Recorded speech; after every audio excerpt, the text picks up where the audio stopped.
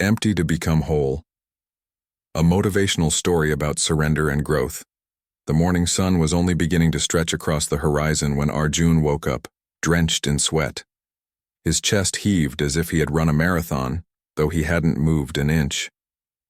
The dream had returned again, the one where he stood in a vast desert holding a golden bowl that slowly cracked in his hands until it turned to dust. He sat on the edge of his bed, his breath uneven. For months now, life had felt like that dream. Everything he once held close seemed to slip through his fingers. His job, his relationship, his sense of direction.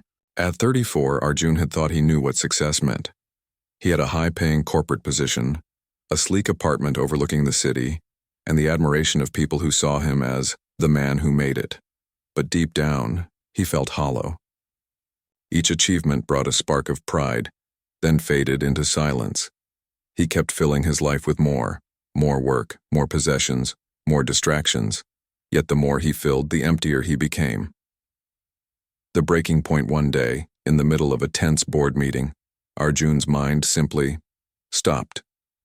As his colleagues argued about numbers and strategies, he stared blankly at the table's reflection. It felt as if he was watching himself from afar, like a stranger living someone else's life.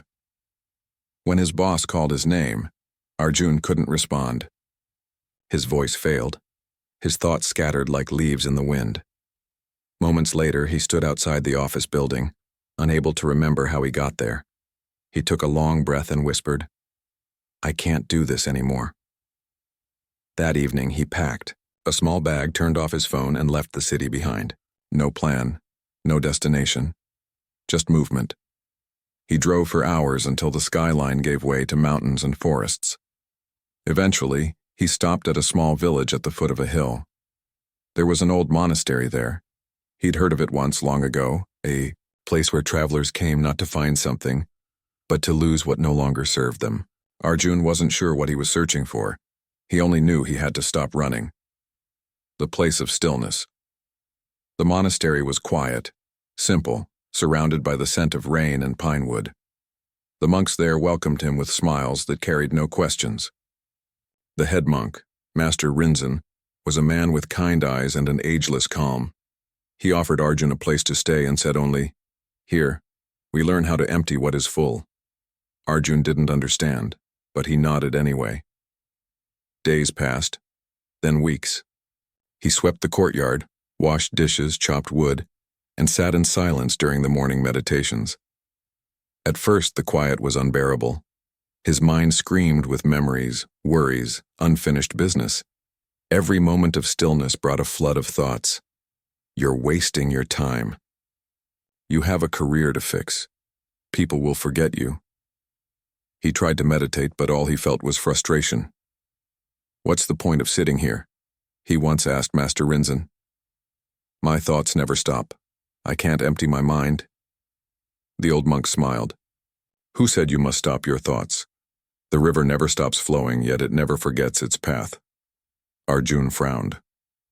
"Then what should I do?" "Watch," the monk said.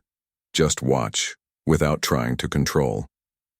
The inner mirror in the following days, Arjun tried to simply watch. He noticed how restless he was, how often he judged himself, how much he feared doing nothing. Each sunrise began to look a little different. Each breath became a little softer. But he still couldn't shake the feeling of being lost. One evening, after everyone had gone to sleep, Arjun walked to the nearby lake. The moon was bright, reflecting perfectly on the still water. He picked up a small stone and threw it. The reflection shattered instantly. As he watched the ripples fade, something stirred within him. His life had been like that lake, constantly, disturbed by the stones he kept throwing, goals, fears, expectations. He realized he had never allowed his inner waters to be still long enough to reflect who he truly was. He sat down by the shore and whispered, "I've been trying to fill my life with everything except peace."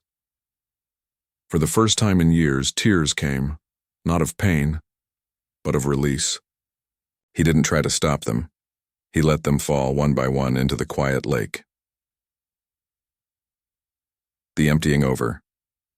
The next few months, Arjun embraced the rhythm of simplicity. He stopped trying to find meaning and allowed meaning to find him. Each morning, he rose with the sound of temple bells and the scent of incense. He worked with his hands, spoke little, and learned to listen. One day, as he was cleaning the temple garden, Master Rinzin approached him. "You look lighter," the monk said. "Tell me, what have you learned?" Arjun thought for a moment. "I think I've learned how little I need," he said. "When I stopped chasing, things began to come on their own." The monk smiled. "Good. But remember, emptiness is not nothingness. It is space. The more you empty, the more room there is for truth to enter." The storm a few weeks later, a powerful storm hit the valley. The monastery's roof began to leak and the river nearby swelled dangerously. Everyone worked through the night to protect the temple.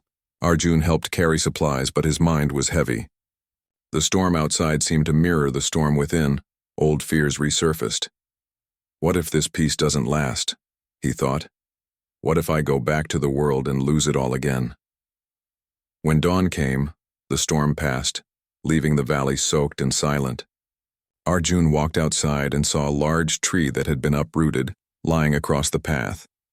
But beside it stood another tree, still firm, its branches wet but unbroken. He looked closer. The surviving tree had bent with the wind, not against it. In that moment he understood. Strength is not resistance. It is surrender. The return months later, Arjun knew it was time to return to the city. Not because he wanted to reclaim his old life, but because he no longer feared it. He bowed to Master Rinzin and said, "I feel ready." The monk placed a hand on his shoulder. "Remember," he said softly, "you are not returning to the world. You are bringing the stillness with you." When Arjun returned, everything was the same: traffic, noise, people rushing. But something inside him had shifted. The chaos no longer consumed him. He worked again, but without attachment. He loved again, but without fear. He found beauty in small things: the steam rising from a cup of tea, the laughter of a stranger, the pause between two breaths. He began teaching others, not through lectures or grand advice, but through the quiet example of presence. Colleagues noticed something different in him. They called it confidence, but it wasn't confidence, it was peace. The lesson years later, Arjun visited the monastery again. Master Rinzin was older now, his steps slower, his eyes just as calm. They sat together by the same lake, watching the reflection of clouds drift across the surface. "I used to think emptiness meant loss," Arjun said. "But now I see it means space, the space to receive life fully." The monk nodded. "A cup that is full cannot receive more tea. The mind that is full cannot receive truth. Only when we are empty can we become whole." Arjun smiled. So emptiness was never the end. It was the beginning. "Yes," the monk whispered. "The beginning of everything real." They sat in silence. The wind moved gently across the water, but the reflection did not break this time. Reflection, in a world that tells us to gather, to chase, to fill our lives with achievements and possessions, we forget that growth often begins with surrender. We try to hold on to everything: our plans, our pride, our fears, believing control will keep us safe. But true peace does not come from holding on. It comes from letting go. When you let go, you don't lose yourself. You meet yourself. When you empty your mind of noise, your heart begins to speak. When you stop chasing wholeness, you realize you were whole all along. So if life ever feels like it's falling apart, remember, maybe it's not falling apart. Maybe it's falling open, clearing space for something greater to grow.